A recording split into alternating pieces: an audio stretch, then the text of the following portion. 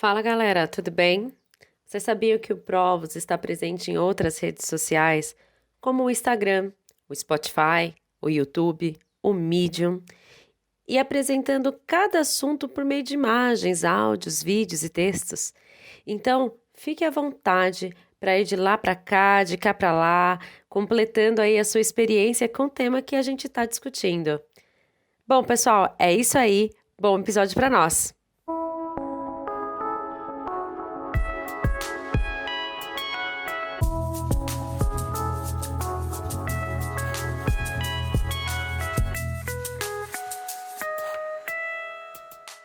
Então, Silvia, explica um pouquinho melhor para a gente essa questão do que é violência escolar, porque existe um estudo agora recente mostrando que existe um grande pacote de coisas. Então, o menino que entra 5 minutos atrasado no mesmo pacote do menino que vai armado e bate no professor, sabe?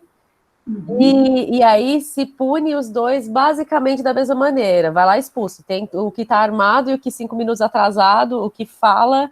E isso acontece muito, né? Porque as pessoas consideram tudo a mesma coisa e não medeiam, né, esses conflitos de maneira muito específica.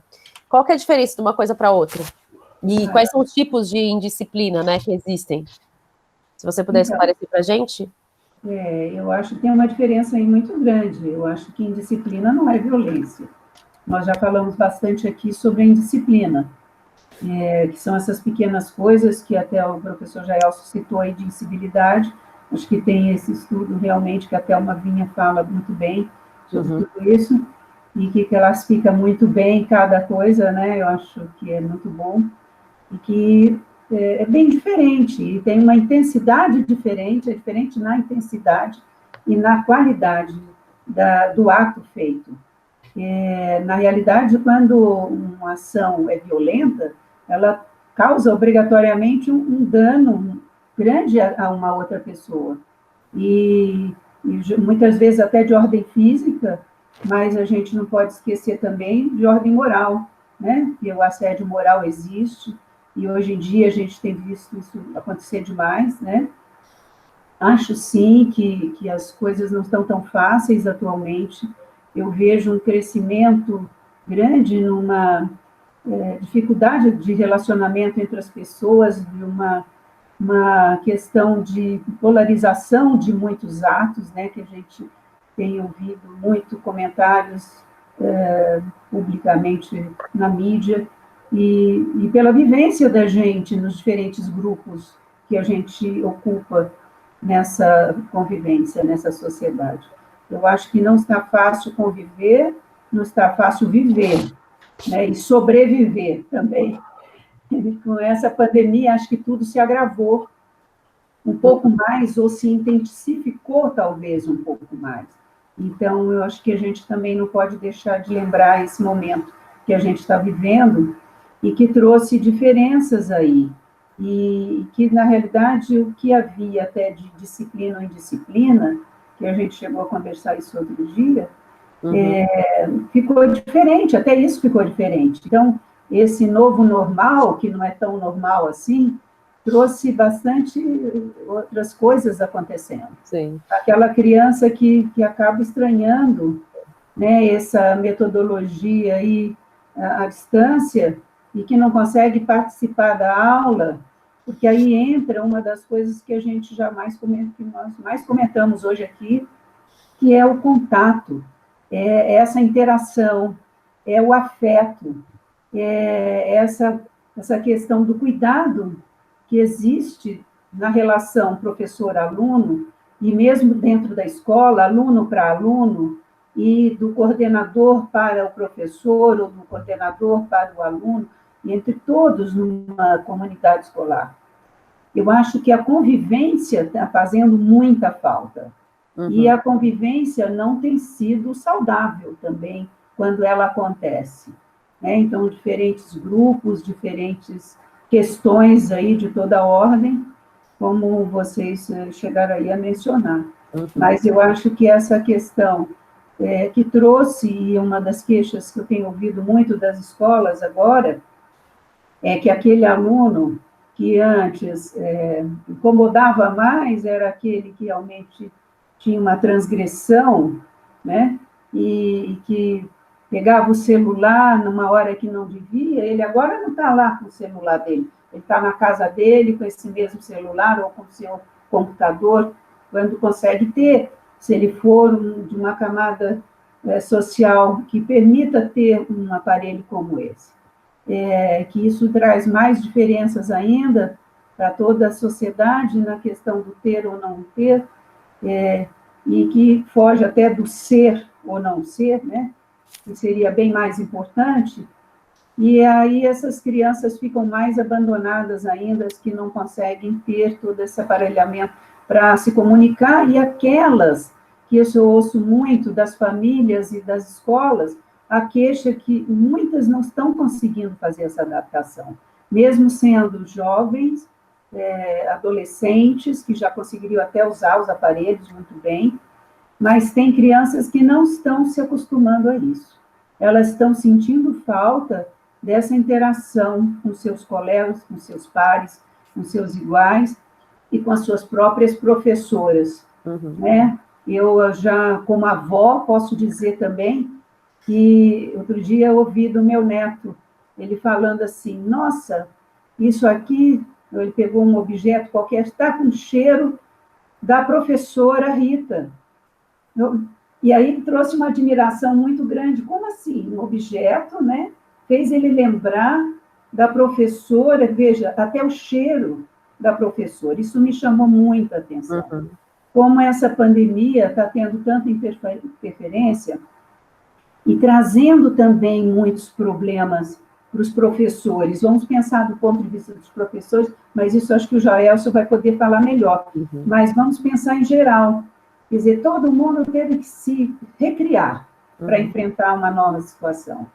Né? Tem um meme que traduz muito bem o que você está falando agora, Silvia, que é um meme bem engraçado, que era assim, 1997, aluno cabulando aula. Aí tem lá um desenho, um aluno pulando o muro, tal, não sei o quê. Aí todo mundo atrás daquele aluno, aquela loucura, né? Aluno indisciplinado, transgressor. 2020, aluno cabulando aula. Aí ele muta o microfone, muta a câmera e se pica na aula. Então, assim, eu acho que aqui a gente está falando de ambos os casos, né? De maneiras do aluno não cumprir uma dada regra, né? Convencionalizado pela escola. E a gente pode estar falando que ele não está cumprindo essa regra. Ora, porque ele não legitima a regra.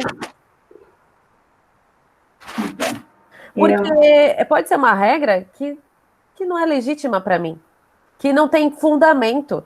É a mesma regra de usar boné ou não usar boné dentro da escola, sem fundamento. Né? Ora porque ele ora porque ele não entende mesmo a regra.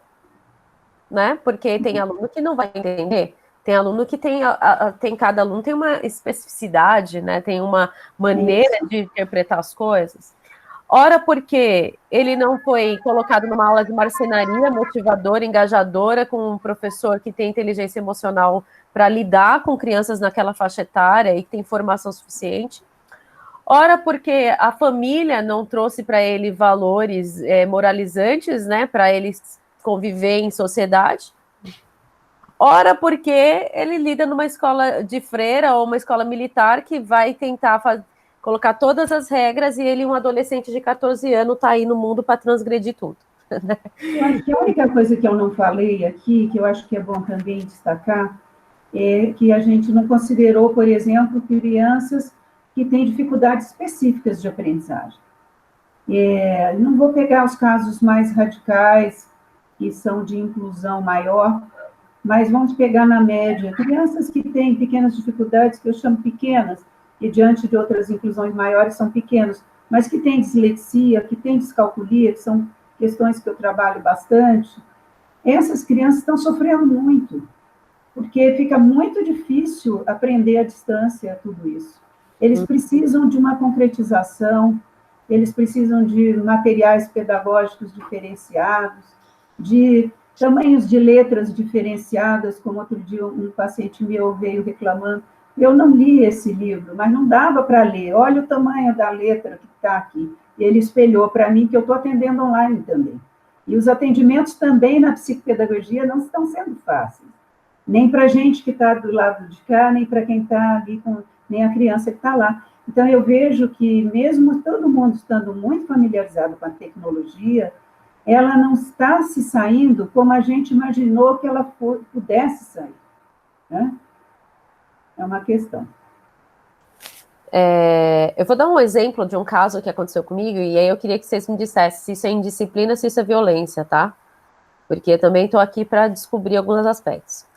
Trabalhava eu numa escola e tinha um aluno que ele, assim, naquele momento, eu precisava de 5 minutos para dar uma orientação, e aquele moleque não parava de falar, e não parava de falar, e não parava de falar, e não parava de falar, e não parava de falar. E aí eu ficava assim, eu sou o adulto da relação, eu sou o adulto, isso mentalizando, né? Eu sou a adulta da relação, eu sou a adulta da relação. E ele não parava, ele não parava, ele não parava, ele não parava, assim, eu estava no limite da minha paciência. E era uma sala muito querida, assim. Aí eu cheguei assim, olha só, fulano, já deu. Você sabe que já deu. Dá um tempo. Aí ele não parava de falar, e não parava de falar, e continuava, assim, ele sabia que minha paciência estava se esgotando, e ele estava vendo que minha paciência estava se esgotando, e aquilo virou, assim, ó, um deleite, né? Aí eu falei assim, ele tá amando me tirar do prumo, né? E aí eu falei assim, não aguento mais, é isso mesmo, coordenação, tchau, né? Coordenação, vai para lá.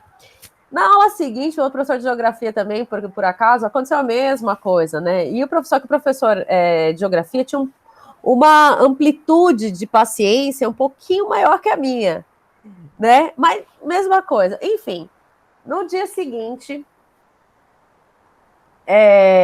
conheci o pai da criança, porque a coordenação foi conversar com ele, né? Conversar com ele e avisar o pai do que tinha acontecido em 2, 3 aulas no mesmo dia. Aí conheci o pai. Aí o pai virou para mim assim. Eu quero dar esse exemplo, porque eu acho que nesse exemplo a gente tem os dois conceitos, o de violência e o de indisciplina. O pai virou assim para mim e falou assim, professora, isso era uma escola da periferia, né? Falou assim, mas enfim, eu estou falando que era da periferia porque ele era de fato, mas poderia ter sido em qualquer outra escola, né? Mas o que o pai falou para mim foi o seguinte, olha só, professora, eu já matei, eu já roubei, eu não tenho medo de nada. Você tá me entendendo? Ali eu falei assim, sim, senhor, tô entendendo. Você tá me entendendo? E ficou eu, o outro professor, a coordenadora, assim, ó, branco, azul, amarelo, roxo. E eu falei, eu acho que eu tô entendendo. Aí ele virou e falou assim, o fulano, né, meu filho, se ele falar na sua aula, você fala comigo. Fala direto comigo. Você tá entendendo, professora?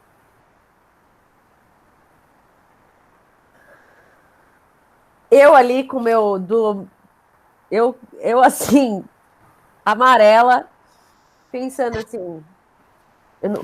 coitado do moleque, meu. Eu tirei ele da sala por indisciplina, porque estava realmente incomodando a aula. Mas não, agora eu quero abraçar esse moleque. Não, vem aqui, vou te levar para casa. Então, eu queria que vocês comentassem um pouquinho. Eu acho que Arthur, do ponto de vista aí do aluno, Jaelson, também. Naquela hora, eu não fiz nada, tá? Eu não sabia o que fazer. Eu fiquei ali, ó, 3 dias reflexiva, sem saber o que fazer até hoje. Então, estou aqui, ó, abrindo nessa sessão de terapia para vocês me ajudarem. Só que só uma pergunta. Nessa reunião, quando o pai falou isso, o menino estava do lado? Não. Ah, então não adiantou nada. Adiantou não, mas se o cara fala uma coisa dessa para mim, esse menino tá vivendo um fator familiar que eu desconheço. Pelo menos o que veio à minha mente, porque ele não falou perto do menino, mas o menino estava do lado de fora, sabendo que o pai estava do lado de dentro. Ah, tá. Né? Sim. E eu ali, assim, ó, olhando pro rapaz grande pra caramba, mão assim, falando assim, já matei, já roubei, já não sei o quê. Aí eu falei, não, o senhor, né, fica tranquilo, uma escola particular na época, então a relação de clientela ali muito forte. Tá me entendendo o que eu tô querendo dizer, sabe? Você sabe com quem você tá falando? A gente tá vivendo esse... Então eu falei assim, eu sei com quem eu tô falando, pode ficar tranquilo, senhor. O senhor vai embora, fica na paz, que aqui o seu filho tá tranquilinho. É bem difícil essa intimidação, né? Mas, ao mesmo tempo, foi muito boa a sua compreensão sobre a família. Então, acho que é um exemplo drástico aí que você trouxe, mas que, sim, mostra essa necessidade de se conhecer as famílias e que as famílias precisam de orientação. E os professores precisam de cuidados especiais também. Então, a escola também tem, eu acho que foi o link aí que vocês tinham falado no início, de que os professores estão numa fase também com bastante dificuldade. Então, a escola precisa cuidar, e não apenas proporcionando formação continuada, no sentido do professor aprender mais técnicas, mais dentro cada um dentro da sua área, de conteúdo, mas de cuidar desse professor do ponto de vista também socioemocional. Eu acho que é importantíssimo, eu acho que é um dos deveres da escola. Então, todos precisam de cuidado numa escola.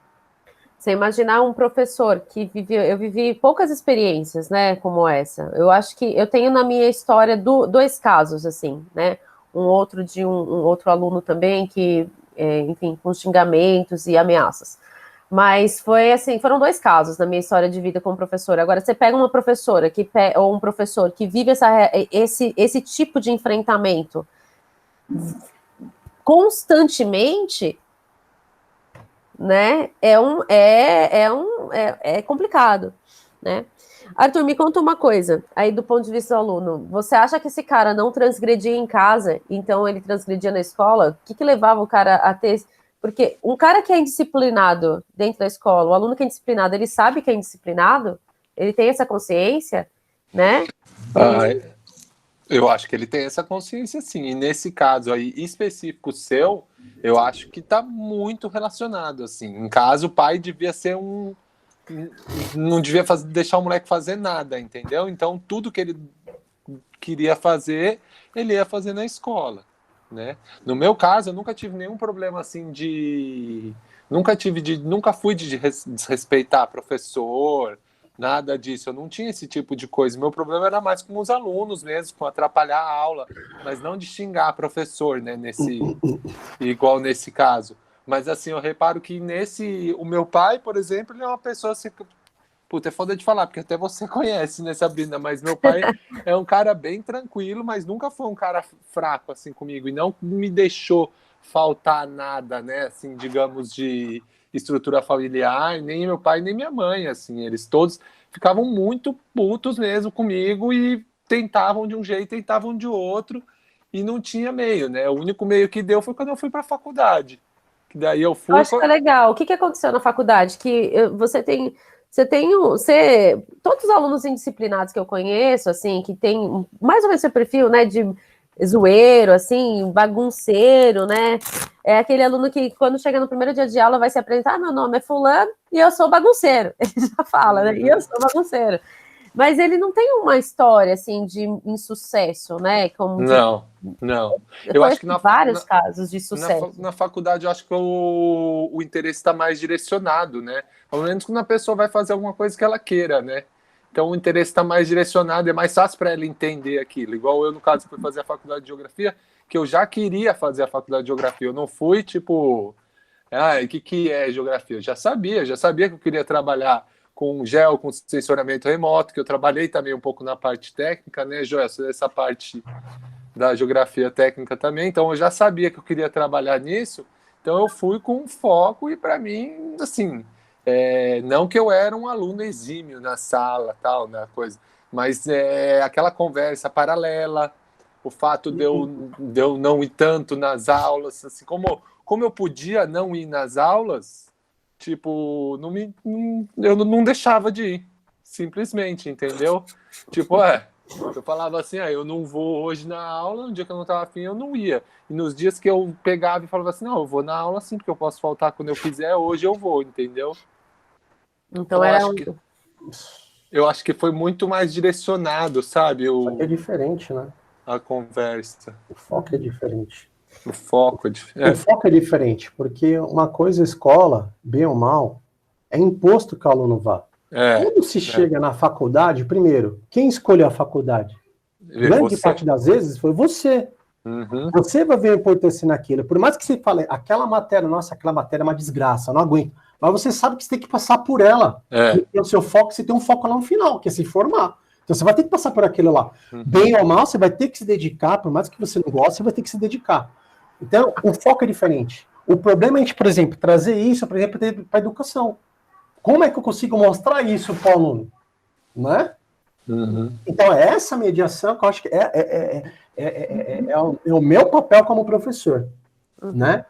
Tornar a aula atraente de uma forma, não é fazer pirofagia lá na sala, plantar bananeira, etc. Mas é o quê? Como mediar isso aqui, né? Chegar aqui, eu falo para os meus alunos, eu chego assim e falo, ó, o que está aqui, gente, meu intuito é tentar pegar isso daqui e colocar no seu cotidiano. De que forma? Não sei. A gente vai discutir. Assim por diante. Só que em meio a isso, o meu papel é conhecer cada um dos meus alunos. Para num dia acontece alguma coisa, enfim, tal, vou ver no perfil, e a partir disso, eu vou propondo outros tipos de atividade para a sala, etc. Agora, como é que eu faço isso? Estou falando do Brasil, tá? Como é que eu faço isso sendo professor no Brasil, sendo, eu tenho que ter tempo. Como é que eu faço isso tendo 2 cargos? Porque a realidade do professor brasileiro, dentro da nossa formação como professor, qualquer profissional hoje do superior, se você pegar a média salarial, para o professor chegar ao salário de uma formação superior, do piso salarial, ele tem que ter 2 cargos. Agora, como é que o professor vai ter tempo para poder fazer isso e condição financeira para se especializar? Porque não é somente ter força de vontade. Ele tem que se formar. Vai estudar neuropsicologia, etc., que vai ver a importância, por exemplo, de a gente ver o impacto que existe na vida de um aluno, por exemplo, do Arthur, né? Se ele tivesse pegado o professor, quando eu falei para ele, assim, que eu questionei ele de ter sido desafiado, é no sentido de, olha, professores que de repente tiveram a oportunidade de repente propor algo diferente para ele, para aguçar ele, para ele se sentir desafiado no sentido de fazer e executar as coisas, como ele se sentiu desafiado no sentido da marcenaria. E olha só, a marcenaria foi um elo de contato dele com o pai dele. A escola tem que propiciar isso, não somente com o aluno, mas com os pais também, com os familiares. Né? Então, como pensar isso? O professor que está intelectualmente, socialmente desvalorizado. Então, dentro disso, quando o cara entra dentro da sala de aula, que nem a gente está aqui numa reunião, mas assim, imagina só nessa reunião se você estivesse com dor de dente, dor de cabeça, com garganta inflamada, com febre, etc., será que o nosso comportamento seria o mesmo? Será que eu estaria propício a um diálogo ou estaria mais quieto? Agora imagina alguém me ofendendo. Como que estaria o meu emocional referente a isso? Aí o que acontece? Existe suporte para o professor referente a isso? Na minha rede municipal, que é a Municipal de São Paulo, eu tenho 4 profissionais de psicologia para dar conta de mais de 150 alunos, fora os professores. A maioria dos meus professores, dos meus colegas de trabalho, a maioria vive à base de Rivotril. Tá? Com 2 cargos. Então, quando eu chego, que aí eles falam, que você está na flor da idade, você está entrando na educação, tal. Eu conheço esse diálogo deles. Eu sei disso. Eu me policio para que amanhã eu não chegue nessa situação. Mas eu não tiro a razão deles. Porque eu sei o que eles passam. Quando eu falo da violência que existe do Estado para com o aluno e com o professor, é por causa disso. Vai desencadear isso lá na frente. Então, dentro do pacote... Uma pequena relação de indisciplina, ela se transforma em um pingo de água num copo que está extremamente cheio. Exato. O cara tá vindo ali, sempre andando no limite. Aí tá cansado do aluno. Então, é aquela conversa que você vê na sala dos professores. Esses alunos aí não querem nada com nada. Um professor chega, primeiro dia de aula, então, você vai pegar o perfil da sala. Como é que é essa sala? Nossa, essa sala é terrível. Mano, o cara já vai armado pra sala. O primeiro que fala um A, ele já... Senta aí, seu vagabundo aqui, papapá. Por quê? Os professores lá na sala de aula, na sala dos professores, já encheu a cabeça do professor. Sabe? O cara já chega já armado na sala de aula. Então, assim, acho que o foco principal é essa mediação de conflitos. A escola, infelizmente, a escola era para ser um local de transformação, mas ele é um local de reprodução. Reprodução do quê? Da sociedade que a escola está inserida.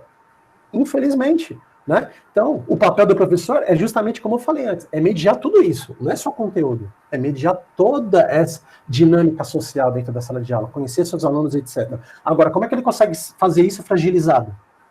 E ele, não só ele está fragilizado, o estudante também está fragilizado. Tem escola que o próprio ambiente escolar, você entra no ambiente escolar que é uma cadeia, né? Você tem, que nem o Arthur falou, na escola que ele estudou, você tem que ter carteirinha para poder decidir se você pode sair mais cedo, se pode sair mais tarde, se pode sair num horário, pode sair no outro, tem que ter carteirinha para ir no banheiro. Você controla uma dinâmica fisiológica. Não, a primeira aula vocês não vão para a escola, não, vocês não vão para o banheiro. Mas como não? Não, porque vocês tiveram a oportunidade de ir lá na hora do pátio, na subida. Mas e aí? Você dá vontade de pessoa ir no banheiro, ela não pode ir? Aí ele é indisciplinado? E o que isso aí tem a ver com o pedagógico? Você está entendendo? Perfeito. Então, assim, é a mediação. Eu acho que a minha proposta, justamente dentro da questão da violência e da indisciplina, aqui. Não, tem um pedido. Oi, tudo bem? Aí. Então, sim, eu vou. Tá bom, depois eu te ajudo. Vai lá, corre lá. Eu te ajudo. É assim. Então, assim,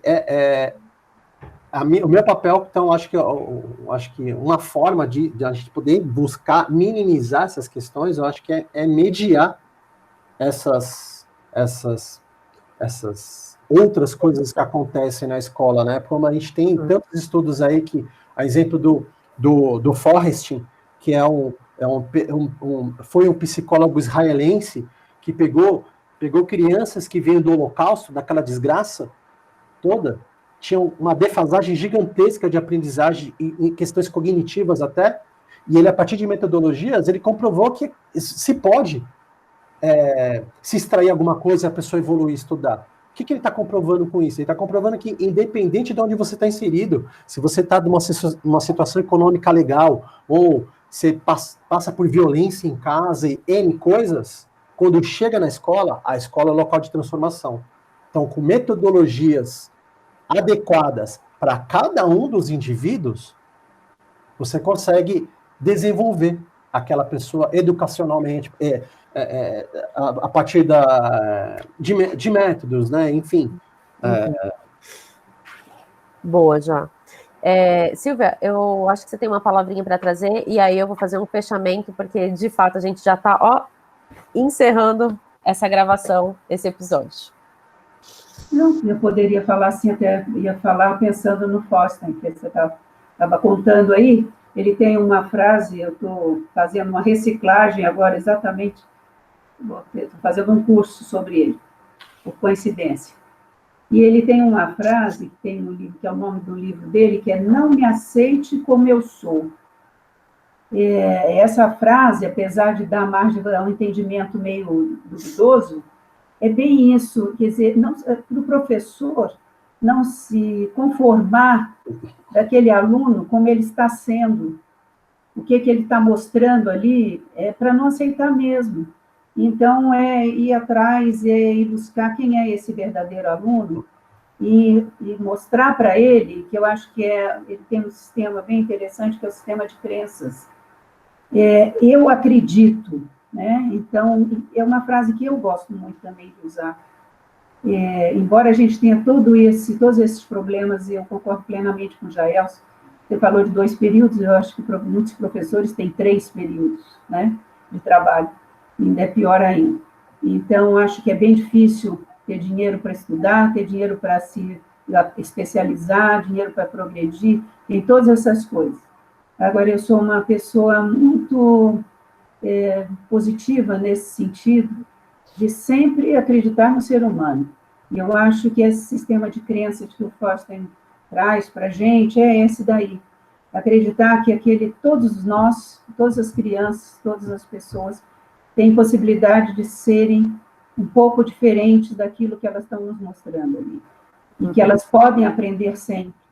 E quando a gente fala de aprendizagem, realmente não é só um progresso de conhecimento, mas é um progresso enquanto ser humano, enquanto algum indivíduo dentro de uma sociedade, para ele poder ser um melhor cidadão. Maravilhosa, Silvia. Gente, eu vou tentar, então, fazer um encerramento, um laço aí de tudo que a gente tem conversado. Dentro da escola, a gente tem essas relações e elas estão latentes, né? E fora o currículo que a gente tem, dos conteúdos que são previstos, existe aquilo que a gente conhece como currículo oculto, que a gente precisa dar luz, né? Então, quais são as questões que levam o aluno a fazer uma transgressão? Será que, de fato, é uma transgressão? Quais foram os combinados, né? E de que forma esses combinados foram feitos também? Eu acho que é um outro ponto que a gente não vai conseguir, como a gente falou no começo, né, da gravação, esse é um assunto que se arrasta em complexidade, então o tempo de 1 hora não é suficiente para a gente aprofundar em tudo que a gente gostaria. Mas quais são essas regras que foram convencionadas pela escola? De que maneira que isso foi convencionado? Foi considerando, de fato, o pedagógico e a maneira como o aluno vai aprender? Foi favorecendo essas relações, né? Foi otimizando as coisas, ou foram de maneira, como o Arthur falou, bastante autoritária, reproduzindo um sistema verticalizado, né? Porque no momento em que eu não reconheço, não legitimo a regra, eu não necessariamente vou cumpri-la, né? Então, a gente tem várias alternativas para a gente trabalhar com essas convenções das escolas, que são, a gente pode trabalhar com assembleia de aluno, a própria participação. A escola democrática, né? Uma escola mais democrática, mais coletiva, né? Grêmio estudantil, dando voz aos alunos, né? E dentro das propostas pedagógicas, entender esse aluno que está chegando para a gente. Porque se eu, como preceito, né, eu já imagino que está todo mundo igual e que está todo mundo, como o Jaelson falou, todo mundo aprende do mesmo jeito, todo mundo está alimentado da mesma maneira, ninguém tem problema familiar, está todo mundo contente e feliz vivendo sua vida doriana, eu já imagino que eu vou virar as costas, assim, igual um comercial. Olá, queridos alunos, tudo bem? Como é que vocês estão? Sim, senhora, que ótimo! E isso é uma realidade totalmente artificializada, né? A escola é uma representação social. Então, aqueles conflitos que a gente vive na rua, a gente vai viver com o aluno. Só que a gente tem que dar espaço para isso acontecer e resolver isso de uma maneira saudável, considerando, né, o progresso do aluno. Uma outra coisa que eu queria colocar aqui no final, além de todos esses debates muito loucos que a gente está tendo aqui, essas ideias, enfim, é importante também a gente se colocar na posição de que muitas coisas que vão acontecer na escola, casos de violência, que a gente está falando de coisas que chegam à beira de uma criminalização, né? A escola, de fato, ela não tem a capacidade de ajudar tudo, a escola não tem poder de polícia, não tem, e nem deve ter, nem deveria ter, né? Aí eu colocando a opinião aí do projeto a respeito disso. Então, a escola não é delegacia para criminalizar, a escola não é médico para dar laudo para aluno nenhum, e a escola também não é vizinhança, né, que a gente costuma fazer isso com os alunos, é aquela coisa assim, ai, você viu?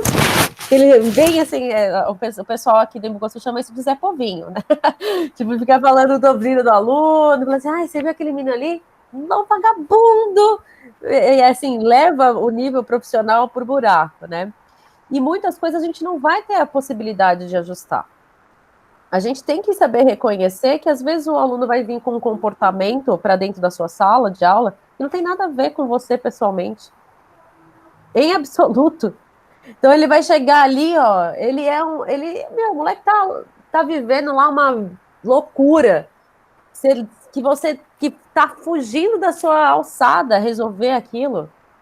Ele não é contra, né, a gente pessoalmente. Mas, lógico, se eu, enquanto professora, não tenho o mínimo de estabilidade ali, para poder ter um pouco de respirar 10 segundos, porque a minha vida também está um caos, a gente está falando de um ambiente que é um ambiente pronto, coquetel molotov, né? Um caldeirão. Um caldeirão. Então, isso são múltiplos fatores, e então a gente não pode considerar os 5 minutos de atraso a mesma coisa que um menino que chega ali, chega armado, né? Ou um menino que vai, enfim, e entender que cada um tem seu espaço dentro da escola. Pessoal, essa discussão foi profunda, viu? Foi uma análise terapêutica profunda.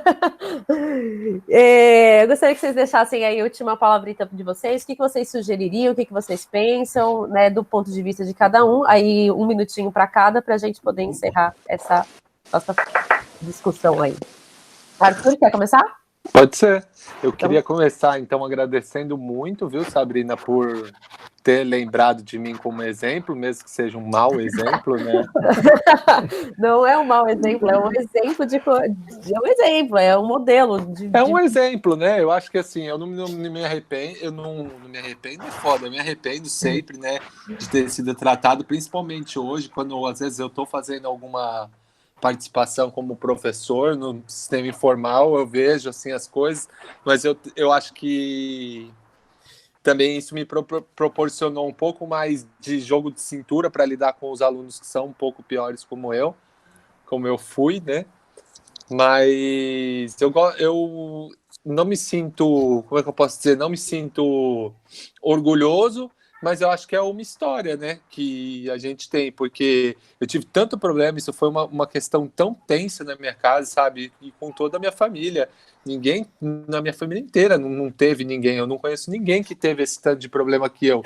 E hoje em dia eu sou uma pessoa super respeitadora, acho que falta mesmo respeito por professor, sabe, me coloco, muitas vezes eu trabalho como professor, e querendo ou não, eu consegui aí, ó, eu era para ser uma criança. Nada a ver, querendo ou não, eu passei na minha faculdade federal, fiz o meu mestrado também com bolsa, e tô aí, eu tô trabalhando como professor. Então, eu acho que não é uma grande história, mas é uma história. Pode servir de exemplo para outros, pode servir como um estudo de caso aí nas pessoas que trabalham um pouco mais de educação. Então é isso, eu gostaria de agradecer por você ter lembrado de mim, e me coloco à disposição aí também, em outras vezes, se quiserem conversar mais. Tem tanto assunto. O dia que a gente for falar de educação não formal, de educação ambiental e punks, eu acho que também é um negócio bom de você falar, que você tem bastante propriedade sobre esse assunto. Fera, pode chamar, que a gente fala assim. Faz um jabazinho aí, vai. Quem quiser conhecer um pouco mais aí do nosso trabalho, @mato no prato ou site www.matonoprato.com.br. A gente trabalha muito com essa questão de plantas que vêm sendo negligenciadas aí pela população com a modernização da agricultura, com esse estilo de vida que a gente leva, então essas plantas foram deixando de ser consumidas. E a gente faz um resgate aí delas, histórico, sociocultural, então tem bastante coisa aí também para falar sobre isso. Talvez não um aluno indisciplinado, mas a gente não tinha capacidade escolar para absorver aquelas coisas que você era de bom, né? Pois é. Né? Acho que a gente, como escola, a gente peca muito. A gente perde muito quando a gente taxa. Uhum. É verdade. Jaelson? Olha, eu acho que dentro disso daí eu queria falar alguma coisa... no sentido que a Silvia falou do Forrest, né? Nós temos que acreditar na educação, e eu acho que é um recado para os professores, tá? Que a gente possa deixar de apontar o dedo, tá? Que esse dedo possa fazer isso, se voltar para a gente primeiro. Eu acho que a grande solução é justamente essa reformulação dos professores. Eu sei que é árduo, porque a forma como as coisas estão organizadas estão levando a gente num sentido contrário da educação. E quando a gente aponta o dedo para os nossos atos, é um ato de nadar contra a corrente, né? Porque se o Arthur não conseguiu, não se encaixou em determinados locais, eu acho que muitas vezes é porque faltou o professor para justamente repensar o seu papel em sala de aula, tá? Às vezes a própria escola tem que se repensar. referente a isso, porque senão, se a gente não acreditar na educação, não pensar que dá para se... não, eu não aceito você do jeito que você é. Eu, quando eu vejo um aluno, depoimento desse do Arthur, hoje, como já peguei de muitos alunos, que eu vejo de muitos alunos, eu não aceito. Justamente porque é um processo árduo. Você teve você tem um dom e você teve oportunidades que eu creio que aí você tem, dentro do tecido social, as dinâmicas sociais, né? Você teve muitos familiares que te deram uma estrutura, te deram valores, etc., para que, de repente, você seguisse outro caminho, né? Você teve sorte nisso. Agora, tem outros que têm outras realidades, que justamente devido a essa não intervenção do professor, enfim, podem ter seguido outros caminhos. Então, porque senão, se eu não acreditar no aluno assim, eu vou chegar como alguns professores, que eu já cheguei um professor na sala dos professores e falar assim, a educação não é para todos. Sabe? Tipo, sabe aquela coisa de George Orwell, 1984, sabe? Admirável Mundo Novo, a sociedade dividida em castas, esses aqui merecem estudar, esses aqui não nasceram para estudar, esses aqui nasceram para trabalhar, sabe? Jogos vorazes, enfim. É um absurdo você ouvir um professor falar um negócio desse. Não, mas é realidade, eles não querem nada com nada. Será que eles não querem nada com nada ou você não reviu o que você faz? Porque eles não fazem nada. Então, mas será que você tem que rever o seu papel como professor? O que você está passando para eles?